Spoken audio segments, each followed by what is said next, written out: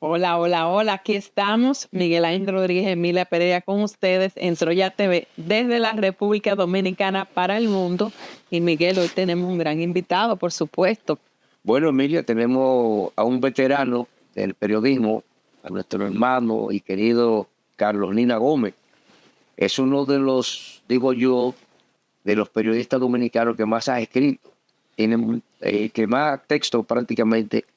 Creo que el que más texto tiene escrito en la República Dominicana sobre periodismo y sobre redacción periodística.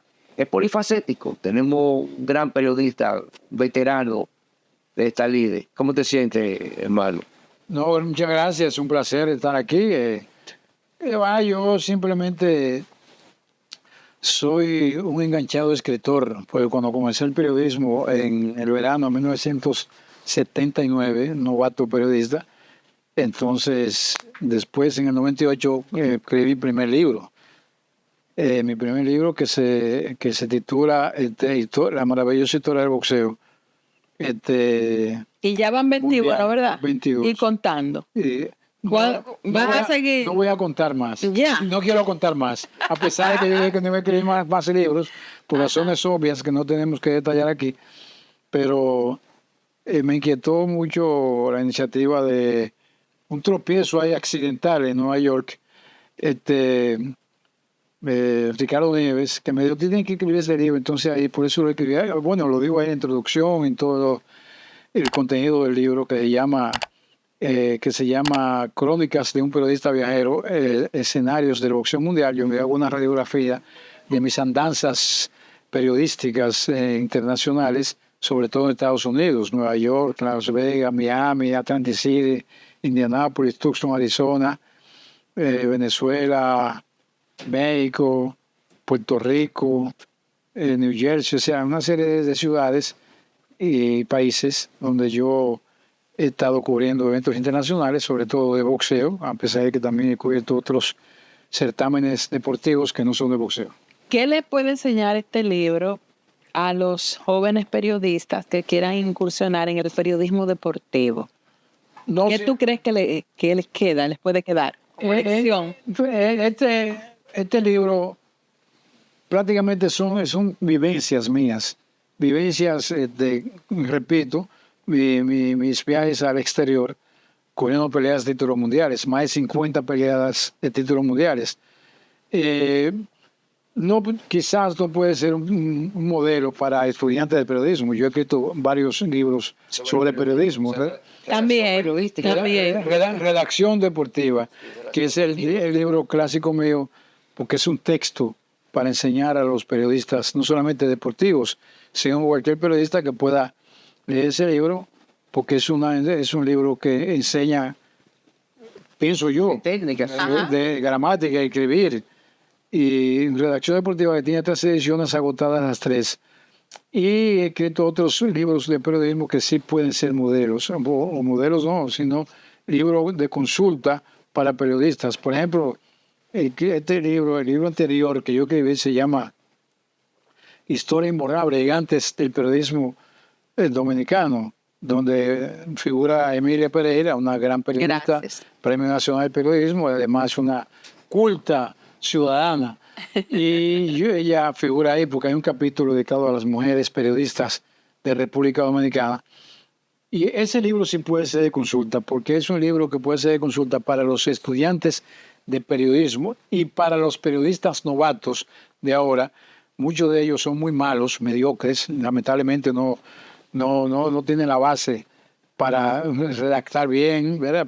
Entonces, como ya carecemos, yo soy claro en eso, carecemos de correctores de estilo, porque tú sabes... Esa figura ha desaparecido de los medios, lamentablemente. En el periodismo tradicional, en los periódicos, 2 tipos de correctores: corrector de prueba, que corrige las faltas ortográficas, que son muchas, y corrector de estilo, que es que él quiere dar el visto bueno a nivel de redacción del que lo corrige, a pesar de que en ese corrector de estilo ha habido muchos tropiezos. Sí. Yo mismo tuve muchos tropiezos con algunos correctores de estilo. Yo le dije, no, eso no puede ser así. Es así. Porque yo, ¿no entiendes? Entonces, pero eso prácticamente desapareció porque yo me canso de ver los periódicos tradicionales, con muchos errores de ortografía, de redacción, de incoherencia. Y los digitales también. Wow, pero eso no Ya es tú sabes. claro, es lo mismo. Sí. Yo escribí en días pasados, no sé si tú lo leíste, una serie de artículos que yo lo titulé Periodismo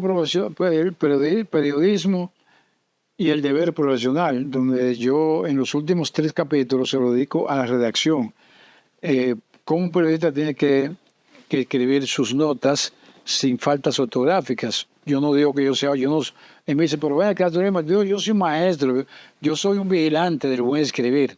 Trato de ser un vigilante del buen escribir, porque como yo, y tengo que decir otra vez, yo lo dije en mis memorias, yo fui analfabeto a los 14 años, y cuando yo era analfabeto y me alfabetizaron a los 14 años, pero ya 9 años después yo estaba en la universidad. Increíble. 9 años después. Sí. Porque yo fui estudiando, leyendo, hasta que entonces me enganché a periodista. Pero Entonces, tú no eres el único caso. Franklin Miesburgo fue un estudiante tardío también. Tardío también, Sí, Franklin bastante Miesburgo. tardío. si yo conozco Y llegó a ser un gran poeta. un gran poeta, Nicolás Así Guillén, que de Cuba sí, también, o sea, sí. usted no es el único caso. No. Usted avanzó rápido. Sí. Traté de avanzar. Además, Sí. mucha gente, yo a veces me incomodo, comillas, porque me dicen, cronista deportivo, técnico emocional, no, yo soy periodista, porque mis primeros pasos en el periodismo fue como reportero general. Primero en Radio y Televisión Dominicana, en el noticiario, después en Radio Mil Informando, que fue mi sueño. En los años duros. En los años duros, los 80, yo Sí. comencé dentro de él, pero ya en el 80 yo fui reportero general de Radio Mil Informando, que fue parte de mi escuela, y después pasé a ser reportero general del Noticiero Popular, y al mismo tiempo era redactor de la sección de deportes del Periódico Nacional. Y 2 años después, ya subí corresponsal del Nuevo Día de Puerto Rico. Y 2 años después, entonces me contrataron para ser corresponsal de United Press International. Yo siempre me jacto, y a veces me dicen que yo soy un poco petulante, no es petulante, me jacto de decir que he sido el único periodista dominicano que ha tenido 4 trabajos al mismo tiempo, de periodismo activo. Yo fui, primero, redactor de la sección de deportes del Nacional. Al mismo tiempo, yo era reportero general del Noticiero Popular. Al mismo tiempo, era corresponsal del Nuevo Día de Puerto Rico y al mismo tiempo era corresponsal de United Press International. Vamos a explicarle a la gente cómo se hace eso. Cómo usted puede tener 4 trabajos de medios intensos en una época complicada y tener tiempo para respirar, para comer, para dormir, etcétera, etcétera. No vamos a entrar en otros detalles, pero también cómo se hace eso, cómo se logra. Bueno, lo primero es la vocación. Ajá. La vocación, porque mi vocación es de periodismo y yo estaba muy entusiasmado en esos años. Esa década de los 80 y 90 fueron las décadas, además de muy convulsionadas en el periodismo, fueron décadas de mucha acción, de mucho ruido para Nina Gómez, porque yo estaba muy entusiasmado en el periodismo. Entonces yo me casé en el 80 y entonces cuando yo me casé, 16 de agosto de 1980, en Moca, no sé quién es de Moca aquí. Yo me casé No somos de Moca. Sí, yo me casé en Moca, a pesar de que yo, comillas, yo odio el campo, yo no quiero saber del campo, pero yo me casé en Moca y No te gusta el campo. y las 3 esposas que he tenido han sido cibaeñas. Oh. Increíble. Carlos, Pero entonces, deja interrumpirte. Porque te quiero preguntar algo. yo le respondo la pregunta de ella. Ah, no, sí. Deja que termine de responderme. No, lo primero es que yo hice lo que quizás ningún periodista pudo hacer. Primero, ser redactor de un periódico nacional, que es el periódico nacional. Sí. O sea, adaptarme a la redacción. Y al mismo tiempo ser reportero de un noticiario, trabajar a radio, que la radio, además de rápido, pensar rápido y escribir rápido, la radio me ayudó mucho. Entonces, porque las noticias, 4 párrafos cortos, yo a veces escribía hasta 10, 12 noticias diarias en Noticiero Popular, igual que a Radio Media Informado también. Pero entonces, pero espérate, entonces eso, adaptarte a eso, o sea, trasladarte del periodismo escrito, que es muy diferente al periodismo radial, Perdón, no, pero para seguir. Y entonces al mismo tiempo ser corresponsal de un periódico extranjero, puertorriqueño, y tratar de escribir para el localismo de Puerto Rico, o sea, noticias que interesaban a Puerto Rico, básicamente en deportes, y al mismo tiempo ser corresponsal de una agencia internacional que es global, noticias que interesen al universo. Entonces eso yo tenía que adaptar. Tenía mucha atención. Eso, entonces yo aprendí mucho porque nosotros nos daban códigos en la Night Press International, los corresponsales. Yo aprendí mucho, tengo que agradecer mucho a esa agencia internacional, a pesar de que yo también fui corresponsal de AFP, pero fue muy efímero, 3 o 4 meses, y fui corresponsal de EFE también, y corresponsal de un periódico de Nueva York, de un periódico de boxeo, una revista que se llamaba Guantes también. Dime ahora. Mira, sí. Lo que yo quería era preguntarte, o no preguntarte, que tú describas, porque cuando nosotros hablamos de periodismo hoy, los estudiantes o los periodistas de ahora creen que el periodismo que tú hacías era el periodismo que se hace hoy. Es decir, ahora tú tienes la sala de redacción en el periódico. Cuéntanos eso, porque no es lo mismo tú sentarte en una máquina Olimpia, el titular de noticia en el aire, y tú tener que terminar antes de que el otro titular esté en una máquina mecánica, o sea, una máquina Olimpia, en una Olivetti, como una que se decía. No. O sea, explícanos ese engranaje. Eso fue... Porque no es lo mismo ahora. No. Primero, el periodismo radial es un periodismo de inmediatez. O sea, el periodismo radial está escribiendo. A veces yo estaba escribiendo mis noticias. Sabes que yo soy un hombre que escribo muy rápido, con 2 dedos, con todos los dedos. Una vez en el método me dieron... El método, ¿qué método del canal? Entonces yo comencé a estudiar. Desarrollaste tu método. Sí, método mío. Y me dice Dani Agores, que me entrevistó los otros, yo nunca he visto un periodista que escriba tan rápido como Nina Gómez, a 2 dedos ahí y con limpidez, o sea, limpio. Sí. Ella dijo eso, ella. Sí. Pero porque yo aprendí en el transcurso de mi discurrir de redactor. Primero, escribir rápido y pensar rápido. Sí. Pues cuando yo cubría, por ejemplo, la feria, como decían antes, la feria, el IGADE, agricultura, INESPE, todo ese congreso, todas esas cosas. Entonces yo venía lleno de noticias y ya cuando yo venía con la noticia principal, ya yo tenía el lead en la cabeza. Y cuando yo llegaba a la redacción, ya el lead estaba hecho. Entonces había, como tú dices, comenzaba el noticiario y el redactor, por ejemplo, Pedro Pérez Vargas, que para mí, yo lo digo en mi libro, o Fernando Valerio, o Miguel Núñez, Darío Aracena, todos esos grandes locutores, ¿verdad? Jorge Herrera, Alfredo Alemán, Fran Núñez, Miguel Núñez. No, Juan Francisco Núñez. Vive en Miami ahora, él. Sí, pero hace muchos años. Perdone, pero él no se puede aparangonar con esos periodistas, esos locutores que yo te he señalado. Darío Aracena, Miguel Núñez, eso eran Pedro Pérez Vargas. Eran emblemáticos. Luis Acosta Tejeda. Sí, eran figuras. Pedro Muñoz Batía, Fernando Valerio, Rafael Bacho, Bueno Torres. O sea, fue Joaquín Menemazo, eso eran titanes de la redacción. Y entonces ese periodismo radial era muy importante porque tú tenías que escribir y escribiendo, y falta noticias. Y éramos, éramos 15 redactores de Noticiero Popular. En Radio Mira eran 16. Es decir, que yo escribí una vez un reportaje que yo lo plasmé también en mi libro, que le llamó La desaparición de los noticiarios radiales. Porque los noticiarios radiales eran los entes noticiosos del país. Y los periódicos se nutrían de los noticiarios radiales. A veces mandaban, cuando veía ponme los titulares de Noticiero Popular, 20 titulares, esa me gusta la noticia, mándame a buscar esa noticia. Y le daba crédito al noticiario. Pero aparte de las agencias noticiosas, que eso los noticiarios tenían AP, tenían a UPI, tenían a EFE, a AFP, aparte de esa gran producción de noticias internacionales, tenían las noticias locales. Entonces, la radio, los noticiarios eran los entes noticiosos del momento. Y los periódicos. Claro que sí. Bueno, has pasado por diversas etapas y esas etapas también sería interesante verlas conforme han pasado los diferentes periodos de gobierno.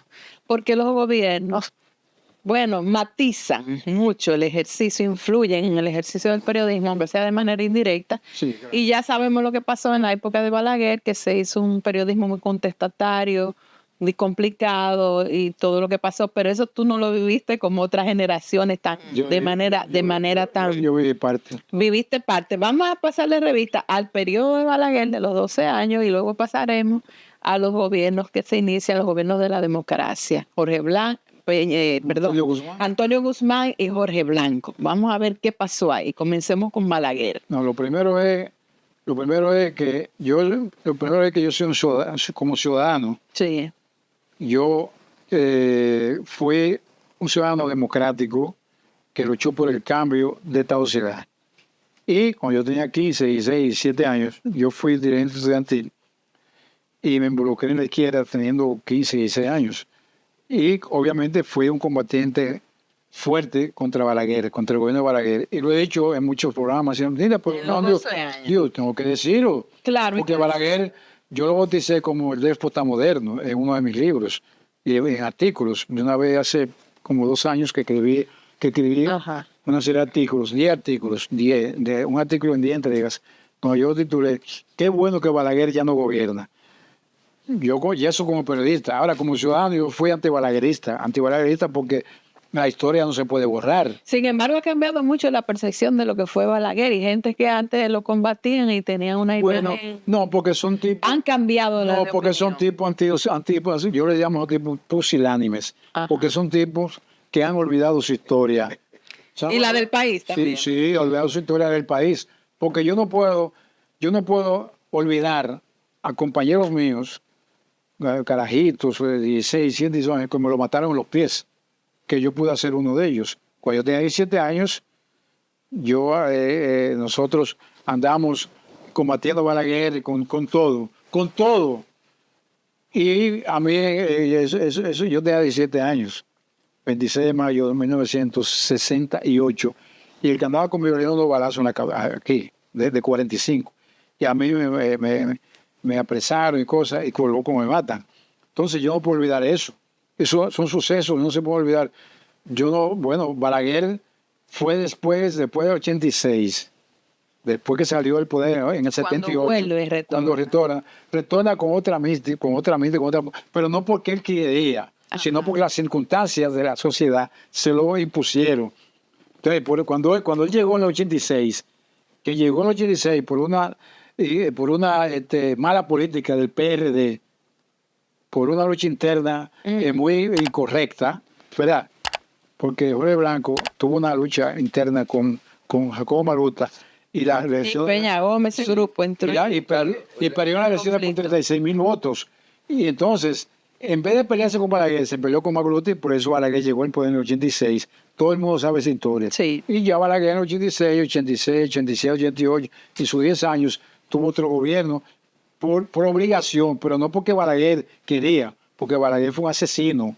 Para mí fue un asesino en el poder, porque se cometieron crímenes de Estado auspiciados por Balaguer, porque no me digas a ti que Gregorio García Castro lo mataron así por así, Orlando Martínez, ¿verdad? Para ponerte periodistas, Sí. porque después Maximiliano Gómez, Soto Morales, Hay muchos casos.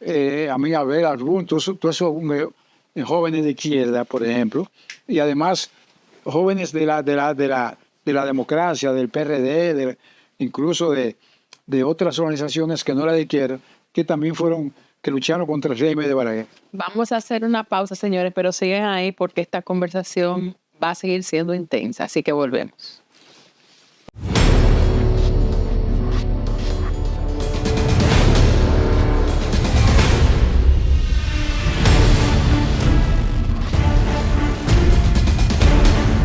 Proseguimos nuestra conversación aquí en Troya TV con Carlos Nina Gómez. Recuerden, señores, suscríbanse al canal, denle me gusta y comenten, hagan sus comentarios. Carlos, entonces viviste intensamente esa etapa difícil de los 12 años de Balaguer. En tu ejercicio, ¿cómo lo sentiste? Esa influencia de esa dinámica de persecución que había. Hay anécdotas interesantes, ya yo como periodista, no como periodista deportivo nada más, sino como periodista general, porque yo era corresponsal de UPI para asuntos deportivos, pero también en ocasiones escribía notas, crónicas de periodismo general, porque el corresponsal general era Santiago Veloz, mi gran amigo que murió lamentablemente, el corresponsal general. Y entonces yo se apareaba con él, con el deportes, pero cuando había crisis políticas aquí, sobre todo en las elecciones pre y post, entonces yo también tenía que escribir notas sobre política y otras cosas, al mismo tiempo con el Nuevo Día también, de Puerto Rico. Y ya yo, cuando las elecciones del 2000, ¿verdad? Las elecciones del 2000, yo estaba en el Listín Diario, pero yo había tenido un tropiezo con el editor deportivo del periódico el Listín Diario. Entonces el director en ese momento de la Musa de Lancer, como tuve ese conflicto, a pesar de que me quedé en columna de boxeo, me pasaron para la redacción general. Y estaba la... J. Curve. No, ese tiempo era Hugo López Monrobel, en ese momento. Entonces, me pasaron para la redacción general, entonces yo pasé a cubrir otros eventos extra deporte. Y como estaban las elecciones eso buenas, entonces la reportera que escribía La Fuente de Balaguer era Nexi de León, mi comadre Nexi de León, muy buena periodista, mi comadre. Fuimos juntos compañeros en Noticiero Popular, pero también en el diario. Entonces, la pusieron allá en otra fuente. A mí me pusieron La Fuente de Balaguer. Oye la cosa, ¿verdad?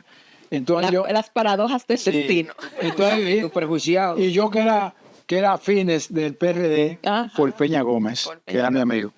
Entonces, no me pusieron ahí. Entonces, yo cubrí la fuente de Balaguer. Entonces, yo casi todos los días tenía que estar en el Partido Revolucionario Cristiano, a veces en la máximo 25 de Balaguer. Haciendo ahí Sí, gala. sí, entonces yo al mismo tiempo corresponsal de UPI, yo entrevisté dos veces a Balaguer. Cuando yo llegué, la primera vez que llegué al área de la casa de Balaguer, algunos dirigentes reformistas dijeron, qué bueno que Nina Gómez está aquí cubriendo.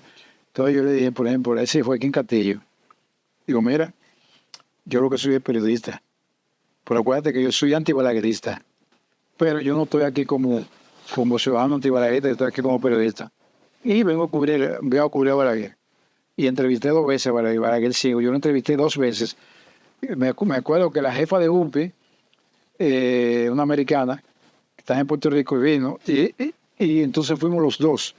Y ella me dijo, vamos para... Entonces yo fui, hice la crónica, y entrevisté a Balaguer. Es decir, que eso es una anécdota interesante. Y el doctor nunca te dijo nada. No. Un comentario extraño. No, nada. Y cuando, así lo pongo en mis memorias, estas líneas son importantes que salen en mi historia como ciudadano. Se llama Respiración del Reloj, Memorias. Y hay unas líneas ahí.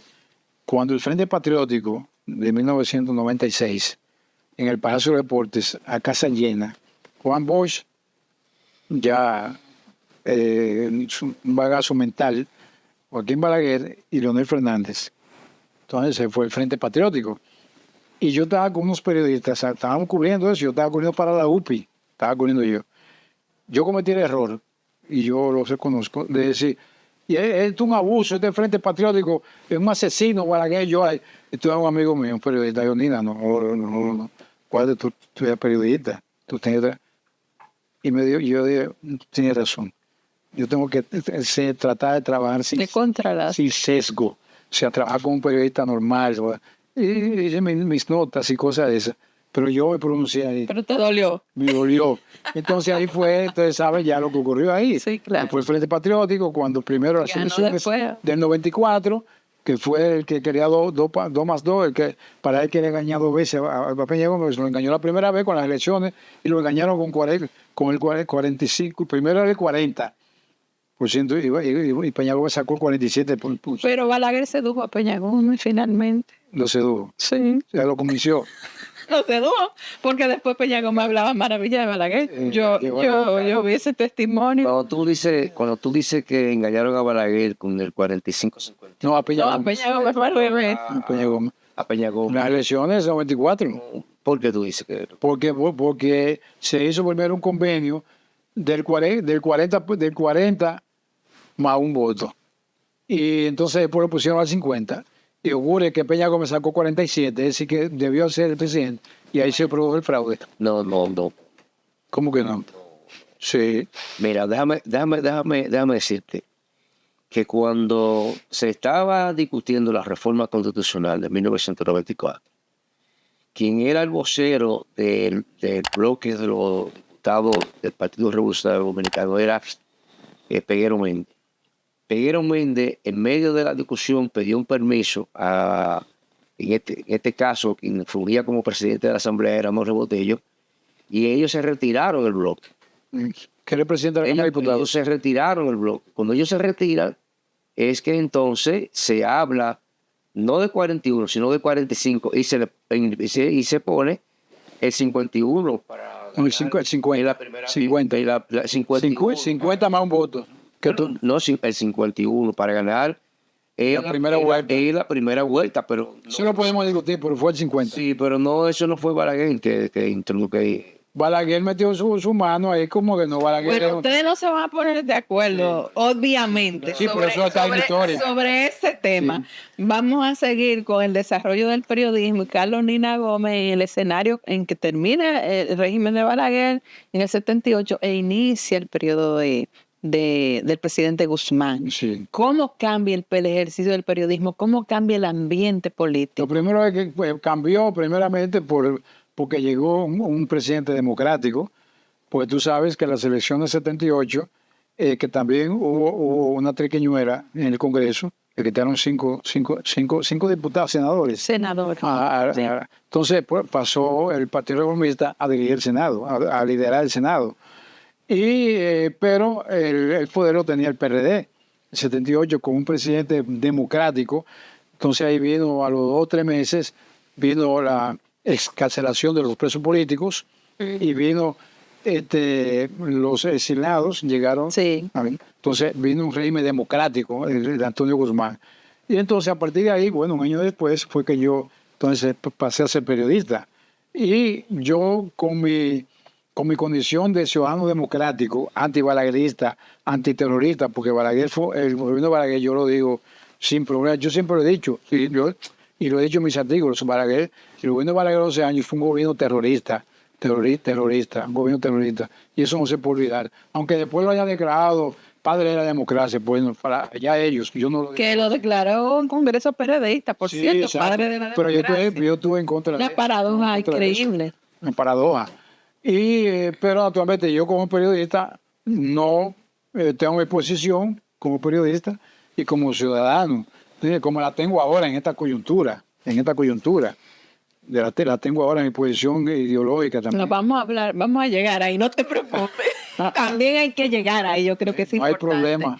Entonces, en ese periodo, bueno, ya hubo otra apertura, otro ejercicio, otro tipo de ejercicio. ¿Qué matiz tuvo el gobierno de Jorge Blanco en relación al manejo de la prensa, el ambiente que se creó entonces? ¿Qué diferencia hubo? Yo creo que el gobierno de Jorge Blanco fue un gobierno también muy democrático. Yo recuerdo, primero antes de llegar, el 4 de julio de 1982, yo estaba en Nueva York, como de vacaciones. Yo estaba en el Popular, estaba en Nueva York. Recuerdo esta anécdota, que yo estaba en Nueva York en mis vacaciones, y Cristian Jiménez, que era también redactor del Noticiero Popular, digo, niña, tú tienes que venir para acá, que hay un libro, el presidente se mató. Digo, ¿para dónde? No. Sí. Entonces yo hice varios reportes de Nueva York, en la 173 y Broadway estaba el local del PRD, y desde ahí, eso fue un pandemonio. La muerte de Antonio Guzmán, 40 días antes de cumplirse el periodo, que viene entonces el periodo de Jorge Blanco. Entonces, bueno, pasó eso, entonces yo regresé a mi estatus de periodista local. Creo que el gobierno de Jorge Blanco fue un gobierno democrático, muy democrático, respetó a la prensa. Yo creo que no hubo ningún problema con la prensa. No recuerdo ningún encontronazo. Yo no recuerdo quejas de ese gobierno en relación con la prensa. No, yo creo que no. Yo creo que no tuvo ningún problema. Entonces, ya dijimos, a posteriori de lo que vino, por qué Balaguer volvió 10 años más por la lucha intestina del PRD. Miguel, tú no quieres preguntar nada, Carlos, se ha quedado. No, yo estoy aquí. Yo no, yo. Lo primero es que yo no evado preguntas, ni como ciudadano ni como periodista. Yo me quedo mirando a Carolina Gómez porque en el 1984, con la poblada, De abril. varias emisoras fueron cerradas. Y hubo muchos problemas en ese momento. Radio Popular incluso tuvo un problema. Yo trabajaba en Popular, yo trabajaba ahí. Fue así, Carlos. Yo no me recuerdo. Sí, sí, yo- puede ser. Claro, Radio Popular y Radio Comercial que estaban en la calle cubriendo los, Eran los noticiarios fuertes. que cubrían los incidentes, inclusive a Patricia Arache y a Marcia Facundo, por cierto, que falleció. Qué lamentable, Ay, sí, hace poco Fue agredida. Sí, eso fue un... Está bien, pero déjame decirte algo. No yo para defender No algo. estoy describiendo, no estoy Eso opinando. fue una circunstancia No, muy pero especial. importante que lo hayas Todas son dicho. circunstancias especiales. No un gobierno que durante todo su periodo fue un gobierno represivo y antiprensa como el de Balaguer de 12 años. Tú lo sabes. Además, asesinó periodistas. El gobierno de Blanco ni el gobierno de Trump asesinaron periodistas. Bueno, Marcelino Vega cayó cubriendo un incidente en el ayuntamiento. Sí, yo cubrí eso. ¿Qué ¿A quién tú se lo atribuyes? es? No, fue una circunstancia. Todas son Sí. circunstancias, Carlos. Yo precisamente, eso fue en el 80. Yo era un novato periodista. Todas son Entonces, circunstancias. yo Yo no sé cubrí por qué ese- Miguel hace éramos- esas que observaciones. por cierto, éramos muy amigos. Yo llevaba como 3 o 4 años a Marcelino Marcelino Vega, Vega. que él era redactor de la noticia. Claro. Y yo estaba comenzando el periodismo. Yo recuerdo que yo hice ese reporte de la muerte del en vivo de la unidad móvil de Radio Mil Informando. Y yo estaba nervioso, primera vez en mi vida que yo era un periodista novato. Y cuando yo hice ese reporte y yo llegué a Radio Mil, a redacción, Víctor Moro Báez, que era un periodista, además de que era muy cínico, cínico. Fue y director muy- de Noticias de Radio 1000 mucho tiempo. Víctor. Y entonces era muy Yo exigente. no sabía eso, que era cínico. Sí, No, a ver, yo se lo digo a él. Y me dice, A veces lo que es un humor negro. y me decía, me dijo Víctor Noroes, mira, novato, hiciste tremendo trabajo, muy buena transmisión. Y yo, se me Orondo, tú orondo, Sí, así, mi ego se subió al imagínate, cielo. Pero eso fue un bautismo muy bueno para mí como un novato. Entonces, de ahí para adelante, ya la historia es bastante larga. Entonces vuelve Balaguer al poder. Bueno, ya, Vuelve con otro, No, ya. otra, Ya yo digamos, entendí otra ahorita. filosofía. ¿Y cómo se expresó eso en la relación con la prensa? ¿Había algún tipo de No, presión por ya- debajo de la mesa? No, o no, ya ahí Balaguer respetó la prensa por obligación, porque era otra etapa, no porque él quiso, fue por la circunstancia política. Carlos, ahí tú vas a hacer una pregunta. Sí, Entonces, del 66 al 78. al 78, donde todos los periódicos todos los días reportaban Muertes, encarcelamientos. se convertían prácticamente en tribuna política. No había circunstancias. O sea, no había circunstancias. No lo pasa, no, tribuna política no, en tribuna, escúchame, y radio comercial. en tribuna, o sea, se hacían eco de las declaraciones, de las noticias de la oposición, y la oposición básicamente eran las organizaciones clubísticas, perdón. Casi todos los directores de periódicos La organización- eran anti-Balaguer. No, la organización, Todos. la organización clubística. Todos no. ¿Tú eres? Todos 90%. Todos. En esa época, tú militabas en el... No, Miguel. ¿Dónde tú no militabas? era, porque uno no era. Mira, mami, como periodista, igual que Sí, pero está bien. es decir, el Nacional, por ejemplo, el Nacional, Radio Comercial, Tenía- Radio Popular, ¿Pero qué? Radio Mil, todos tenían una tendencia No, antibalaguerista. no todo. Aclara eso. No antibalaguerista. Aclara eso. No, ellos estaban con el momento democrático, luchando por la democracia. Y como medios de comunicación tenían que hacerse eco de las protestas Pero que hacían. Permítanme una Es una acotación circunstancia. de medios que mantenían unas posiciones bastante conservadoras, más cercanas a Balaguer que otra cosa. Por ejemplo, El Caribe, estaba el mismo Listín Diario y estaba La Información de Santiago, Que eran- que fueron periódicos que nunca se mojaron. Y de la abiertamente, ultraderecha. no se La mojaron. ultraderecha. Ese problema de Balaguer. Entonces no se puede decir que toda la prensa Sí. estaba al unísono. Pero bien, hay matices. pasó el gobierno otra vez de Balaguer, pasan los 10 años de Balaguer, la etapa final de Balaguer, llega el gobierno de Leonel Fernández. ¿Qué observaste ahí en relación con el manejo de la prensa, con el ambiente creado en esos gobiernos de Leonel? En el primer gobierno. Un gobierno democrático, completamente democrático. Leonel Fernández, además, que ha sido un político noble, tan noble que no le ha hecho caso a las críticas ácidas de sus adversarios políticos. Es un hombre noble, eso lo sabe todo el mundo, eso lo sabe todo el mundo. No quiero citar nombres aquí de periodistas amargados que fueron beneficiarios de los gobiernos de Leonel Fernández, sin embargo, ahora son su oposición, pero todo el mundo sabe cómo está el periodismo. Yo ahora voy a escribir una serie bueno, la semana que viene voy a escribir un artículo sobre el periodismo versus los malvados, porque hay periodistas que además de que han sido malvados, tú sabes que han sido periodistas comprados al mejor postor. Todo el mundo sabe quiénes son los periodistas que son ricos aquí y por qué se han hecho ricos. Porque aquí hay periodistas que nunca han ganado como periodistas más dinero que yo, como sueldos. Ahora tienen dinero a borbotones. Todo el mundo sabe por qué. Todo el mundo sabe por qué hay noticias, hay multimedios aquí que son aliados a la circunstancia estatal. Son aliados, todo el mundo lo sabe.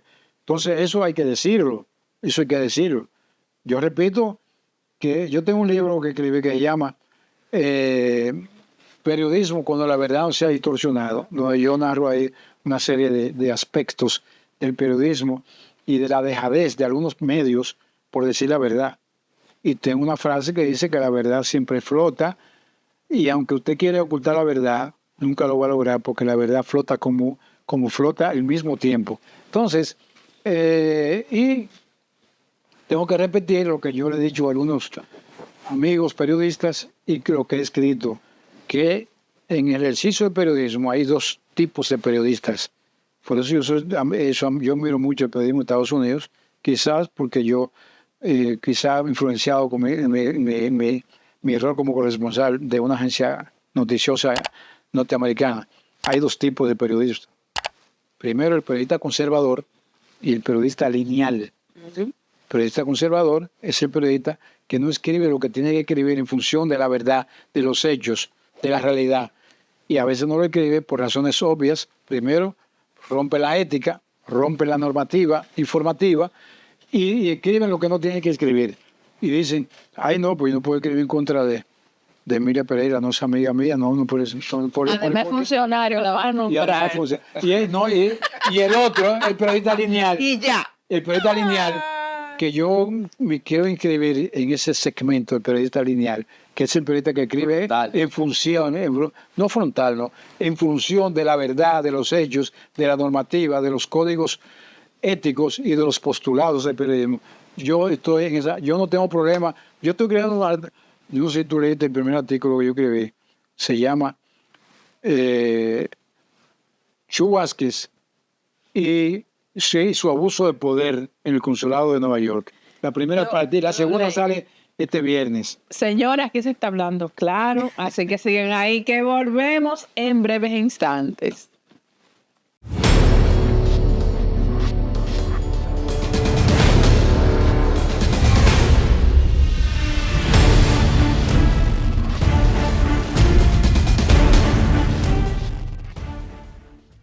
Ay, señores, aquí seguimos hablando con Carlos Lina Gómez sobre periodismo y de las diferentes etapas que ha tenido el periodismo en base a los gobiernos que han ido sucediéndose en la realidad dominicana.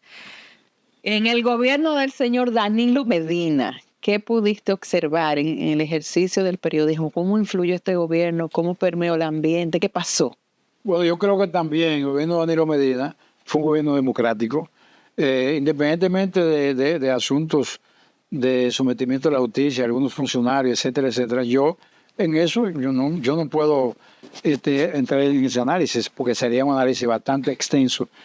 Pero como gobierno democrático, fue un gobierno democrático, respetó también a la prensa. Yo nunca vi, y yo no fui adepto al gobierno de Danilo Medina, porque yo, como ciudadano, yo siempre fui aliado al PRD. como aliado al PRD. Fui aliado al PRD, repito, por Peña Gómez. Por Peña Gómez. Yo incluso cuando la crisis del PRD aquella vez que Peña Gómez fundó el BIS, yo escribí, yo siendo un redactor de deportes del periódico Nacional, yo escribí en preelecciones, yo escribí, Peña Gómez es la mejor opción. Yo le escribí ese artículo, respaldando a Peña Gómez, por encima de Macluta y de Jorge Blanco, etcétera. O sea, yo siempre fui, yo no fui beneficiario del gobierno del PLD, y otros que fueron periodistas beneficiarios del gobierno del PLD, hoy no son amigos de ese gobierno, de esa posición, son amigos del que está, porque son periodistas que nadan, que están como esté la veleta, o sea, como la veleta. Pero así son muchos políticos también. Pero claro, pero esos son los peores. Porque ahí me dijo un amigo mío, Nina, no confíen ni en los que estaban, ni en los que están, ni en los que vendrán, porque no sirven ninguno. Eso me dijo él, digo, exageró ahí porque algo tiene que servir, Claro. Los políticos. Yo tengo una frase de la política que dice lo siguiente, y la he plasmado en mis artículos. La política es la ciencia de lo posible, y el político que no asimila ese criterio está fracasado. Y por eso han fracasado muchos dirigentes políticos aquí, porque no han asimilado la política, circunstancias. ¿Entiende? Y a veces usted tiene el poder y cree que el poder, y lo digo en mi artículo de este viernes, que el poder es perenne. Y le digo a Chu Vázquez que no, que el poder no es perenne, que el poder es como la vida misma. Es muy transitorio. Transitorio. De efímero incluso. Y entonces, ese poder choca con el tiempo, y el tiempo es implacable. Bueno, ahora va a salir el estado contemplativo, Miguel. Sí, pregunte. No, porque yo se playa y que explique lo que le entiende. No, entonces, Carlos, ¿cómo tú ves la diferencia entre el periodismo que tú hiciste de los años 80, 90, sí, 2000, lo sigo haciendo. con relación, ¿cómo tú ves la diferencia en ese periodismo de mecánico y el de ahora? Es muy importante la pregunta tuya, porque eso lo he abordado en mis libros y en mis artículos. Por ejemplo, el periodismo de la década de los 60, que obviamente yo no viví esa década, ni la de los 70 tampoco. Yo viví la de finales de 79 cuando yo comencé. Esas etapas, 60, 70, 80, 90, y picando a los 2000, no se puede comparar la etapa de ahora con esa etapa. No se puede comparar. Esos periodistas de esos tiempos eran caballos. Y yo lo cito en mi libro. Te cito, para citarte las cabezas de esos periodistas. Radamés Gómez Pepín, con quien trabajé varios años. Rafael Molina Murillo, con quien trabajé también, fue mi director. Aníbal de Castro, que fue de los 80 y trabajé con él en última hora. Dania Goris, para Poder Mujeres. Emilia Pereira, Margarita Cordero, Marcia Facundo, que era de las más jóvenes. Yo casi comencé ella comenzó último que yo, pero tuvimos casi ahí. Marcia Facundo, una gran periodista. La primera periodista deportiva, sí. Y después pasó a ser periodista general. Yo lo digo yo le dedico en mi libro, dedico unas buenas líneas a ella, porque además fue redactora del área económica de Nuevo Herald, sí. También luego. Y después de la BBC de Londres, sí. Y últimamente trabajaba en un periódico de Los Ángeles, una periodista excelente, Marcia Facundo. Y no podemos comparar esas épocas del periodismo de la redacción mecánica, porque la redacción de máquina mecánica con la redacción de ahora, de la computadora y todas esas cosas. Yo tengo que traer a colación que cuando yo comencé en UPI, en el 84 comencé, terminé en el 99, yo fui el primer periodista que escribió en una Tandy, se llamaba Tandy cuando eso, en una computadora portátil, que ahora le llaman laptop. Ajá. Portátil. Entonces yo iba al Palacio de Deportes a escribir y todos los periodistas decían, ¿qué es esto? Porque no había internet. Estaba debutando. Está hablando de 85, 86, 87. Claro. Y yo tenía que aprenderme como 10 códigos de memoria. Yo lo tenía de memoria. Para después que yo terminaba mi nota, entonces mandaron a hacer una llamada Transmitir. y esa llamada llegaba automática. Y entonces cuando llegaba la llamada, entonces yo le daba un botón y la noticia se iba directa. Se copiaba. Ahora se va en 2 segundos. Ahora ¿verdad? se Con va en internet. 2 segundos. ¿Entiendes? Entonces yo, bueno, la tengo como reliquia en mi casa, esa Tandy. Vamos a hacer un museo del periodismo moderno hasta nuestros días. Guarda eso por ahí. Pero el problema es también Claro. que yo tengo que ser claro. Y a veces dicen que a veces trabajo con un lenguaje ríspido, porque soy un criticón. No, yo no soy criticón. Yo no soy criticón. Yo lo que quiero es como que el periodismo de estos tiempos sea.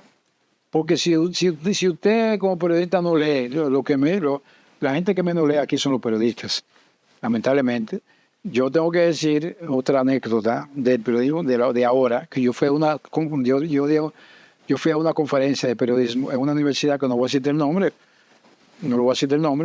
porque no quiero herir a sus académicos. Ajá. Yo fui a una conferencia sobre el periodismo de ahora, llevé mi libro, eran como 35 estudiantes de término de comunicación social, de término. Yo fui a hacer eso. Y al final, como 10 minutos antes, entonces yo quise darle algunas puntualizaciones gramaticales. Y yo hice una pregunta puntual, como se dice ahora, de una gramática normal, de una pregunta normal de gramática elemental. Dígame, yo quiero que algunos de ustedes me digan, porque el periodista que no conoce la basamenta de la gramática no puede ser periodista. Claro. Porque si usted no sabe, lo que es una preposición, lo que es una conjunción, lo que es un adverbio, Está listo ese lo que es un adverbio de duda, lo que es una conjunción, lo que es... Son diferentes tipos de adjetivos. adjetivos. Si usted no sabe eso, usted no puede ser periodista porque la herramienta principal, esto no puede hacer un buen lead. Entonces yo le pregunté a esos estudiantes de término, yo quiero que 2 o 3 de ustedes me contesten esta pregunta. ¿Cuántos tipos de acentos tiene la gramática castellana de Miguel de Cervantes y Saavedra? ¿Cuántos tipos de acentos tiene? Y lo que tú respondiste ahora con tu mudez espontánea, respondieron ellos. No pudieron responder. Entonces yo le dije, bueno, tienen que saber esto. Yo le dije, hay 3 tipos de acentos. Y se lo puse en la pizarra y puse ejemplos, que son el acento prosódico, el acento ortográfico y el acento diacrítico. Exacto. El acento prosódico, el que no se marca. Pero Porque la gente, enfatiza. porque la gente dice, esa palabra no se acentúa. Digo, sí, todas las palabras se acentúan, todas. Lo que pasa es que se diferencia acento diacrítico, acento prosódico. Si tú dices, si yo digo Emilia, No lleva acento. no lleva acento Aparentemente ortográfico, lleva acento. pero Emilia es una palabra grave, porque Emilia, ajá. pero no se marca. No se marca. Fue un ortográfico. Ahora, yo digo Ángel, entonces, que es una palabra grave ya, sí se marca la palabra, la primera sílaba. Exacto. Porque termina en consonante, que en consonante que L. Entonces, entonces le puse sus ejemplos así. El otro acento, el ortográfico que se marca. Y el tercer acento, que es el acento más complejo y el que menos dominan la mayoría. La mayoría de la gente aquí, incluyendo grandes intelectuales, grandes intelectuales, es el acento diacrítico, que es el acento que rompe el diptongo. El diptongo. Por ejemplo, si yo digo María, yo tengo que poner una tilde a la I para romper el diptongo. El diptongo es con la vocal fuerte. Que no estamos hablando de la diéresis. Sí, no, la diéresis es otra cosa. Porque si tú también da dolor de cabeza. tú pones Wibia y no le pones la diéresis, hay problema. Exacto. Entonces, pero ese acento ¿Dónde lo tiene? por ese acento diacrítico es el acento más complejo, porque si no le pones la tilde a la I, entonces pasa a ser no, entonces en vez de decir María dice María. María. Entonces, otra cosa, Andrés Bello hace más de 100 años se le recomendó a la Real Academia de la Lengua que no acentuara a nivel de tilde los monosílabos. Los monosílabos no iban a acento. Y eso ha cambiado las reglas de la gramática. Sí, entonces yo no puedo acentuar la palabra fe. La fe de Dios ayuda a Emilia Pereira a progresar. No le, hay gente que le pone la Antes se tilde. acentuaba. Entonces, Eso. entonces, si usted quiere romper eso, y voy a poner el ejemplo más sencillo, que se lo puse a esos estudiantes, y lo he puesto a algunas clases que yo daba de gramática. Si yo digo, la periodista Emilia Pereira,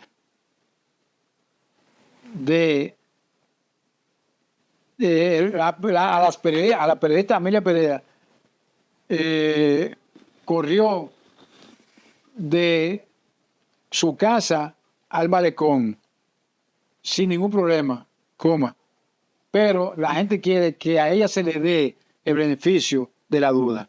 Entonces, esa primera D es una preposición, porque la preposición enlaza ideas, palabras, y la otra D tiene que ponerle la tilde para romper el monosílabo, porque es una D de la liberación del verbo dar. Entonces, por eso, ahí es un ejemplo elemental, mi querido Sí, Watson. pero no.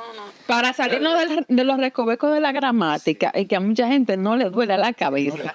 O sea, vamos a hacerte una pregunta sobre el periodismo actual en esta era, o en esta etapa que liderea el presidente Luis Abinader. Perdón, Miguel Ángel quería. No, que esa es mi pregunta que Bueno. el periodismo de ahora. Sí, Que no se puede- bueno, enlázalo ahí con el tema político también. No, porque el periodismo de ahora, a nivel profesional, no se debe parangonar con el periodismo de la década de los 60, 70, 80 y 90, que era mejor periodismo.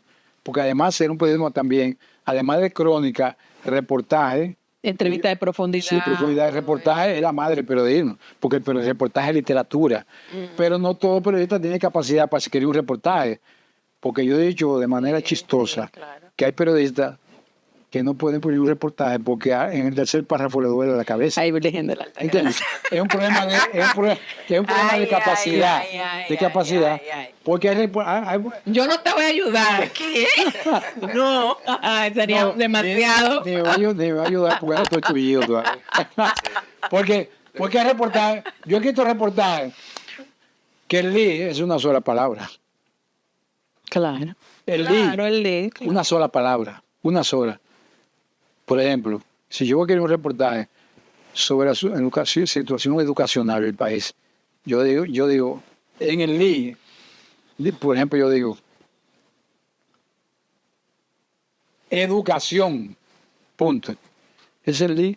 Entonces, en el segundo párrafo, yo comienzo a decir, precisamente el vocablo educación hay que aplicarlo en función del desarrollo del desarrollo de los estudiantes, bla, bla, bla, me explayo por ahí, voy explayando, porque el reportaje tú tienes, además de las ideas tuyas, tú tienes que entrelazarlo entre entrevistas y cosas. No, hacer recursos, es jugar con los recursos retóricos también y descriptivos. Carlos, dice Emilia que para evitar dolor de cabeza. Porque, mira, tú has cubierto, has dicho, muchos eventos deportivos, sobre todo en el área del boxeo. Y de béisbol también, de baloncesto. Yo creo todo el sí, pero el boxeo es que me tiene encasillado ahí. Donde tú tienes Más punch. No más punch, donde tú tienes más trabajos publicados que en otras áreas. ¿Cuáles han sido las experiencias más importantes? ¿Cuáles del boxeo? Sí, los boxeadores que más te han impactado cubriendo. Ahora yo te voy a poner, como decíamos nosotros, muchachos de San Carlos, yo te voy a poner a Camán a ti ahora. Hace mucho que no oí esa palabra. Primero tienes que ir a buscar mi libro, la librería Cuesta, que no fuiste al acto. ¿Tú fuiste Al último yo no fui, Carlos. Pero yo te Yo te pedí perdón, tú sabes que te pedí. A los dos. Ajá, ¿qué es lo que le hago? A los dos. Con eso te voy a responder la pregunta. Pero te voy a decir algo así. Espérate, te voy a responder la pregunta. Pero si tú vas a Cuesta, pero espérate. Sí. Porque yo digo, una vez Carlos Batista Mato me estaba haciendo preguntas, y digo yo, Carlos Batista, recuerda que yo soy periodista, recuerda eso. no puede jugar conmigo haciendo preguntas capciosas. Espérate un momento, que yo soy periodista. Entonces yo te digo a ti, primero, para responderte a esa pregunta directa, tú vas a buscar mi libro, a la librería Cuesta, que se llama Crónicas de un periodista viajero, escenario de boxeo mundial. Está barato, ¿verdad? Tú lo vas a buscar, creo que 600 pesos, tú lo vas a buscar. Entonces ahí tú vas a ver cuáles son las peleas más grandes que se han registrado en el boxeo y además las peleas que me han marcado a mí. Te voy a decir algunas. Dale un caramelito. Te voy a un caramelito. Yo no sé si estamos grabando este programa. Sí, hablando. Estamos grabando el 31 de julio, 31 de octubre. El 30 de octubre de 1974, en la ciudad de Kinshasa, Zaire, África, Mobutu era el presidente dictador de ese país. Ahí se celebró una de las peleas más emblemáticas en el boxeo, que fue la pelea de Muhammad Ali y George Foreman. 30 de octubre de 1974, Ali venía en el camino de reconquistar el título mundial de los pesos completos, que se lo habían quitado sin tirar un puño en 1967, cuando él no se quiso alistar al ejército de Estados Unidos, y él estaba invicto y se lo quitaron el título. Él ganó su primer título. Y eso otra de las peleas emblemáticas. El 25 de febrero de 1964, a Sonny Liston lo noqueó en el séptimo y revalidó su título el 25 de mayo del 65. Al propio Liston lo noqueó en el primer asalto. Después siguió invicto y cuando estaba invicto en el 67 le quitaron el título y quitaron la licencia y duró 3 años y 15 días preso domiciliariamente, pero sin título. Entonces después vino una etapa más importante de su vida, porque era la etapa de ir en camino a reconquistar su título mundial. Entonces ahí fue que hizo las tres peleas más grandes, los tríos más grandes del boxeo, que fue el trío con Joe Frazier. Primero, el 8 de marzo de 1971, que él estaba por reconquistar el título con el señor Frazier, que era el campeón. Perdió. Eso es su primera pelea. Tú llegaste. Ya tenemos que terminar. Sí. No, porque si él.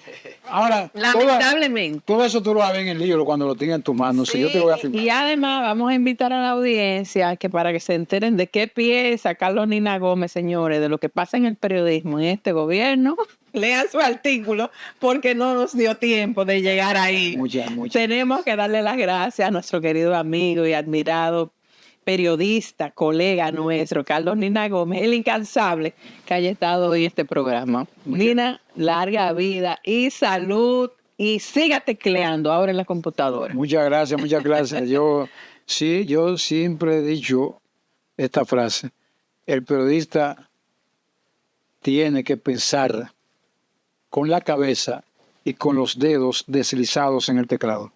Y no se diga más, hasta luego.